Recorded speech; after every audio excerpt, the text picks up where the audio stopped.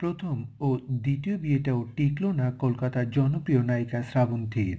মুম্বাইয়ের মডেল কৃষণ ব্রজের সঙ্গে তার বিচ্ছেদ হয়ে গেছে। এরই মধ্যে কলকাতার বিভিন্ন সংবাদ মাধ্যম জানিয়েছে প্রেমে পড়েছেন শ্রাবন্তী। এরই মধ্যে তৃতীয় বিয়ের প্রস্তুতিও নেওয়া শুরু করেছেন। পাত্রের নাম রোশন সিং ওরফে মন্টি। জন্মসূত্রে পাঞ্জাবি, রোশন সিং পেশায় একটি বিমান সংস্থার কেবিন ক্রু। রোশন শ্রাবন্তীর পরিবারের ঘনিষ্ঠ। সেই সূত্রে শ্রাবন্তীর সঙ্গে আলাপ। মাস চারেকের পরিচয়ে নাকি দুজনের মধ্যে সম্পর্কটা গভীর হয়েছে। শ্রাবন্তীর ছেলে জিনুকেরও রোশনকে খুব পছন্দ।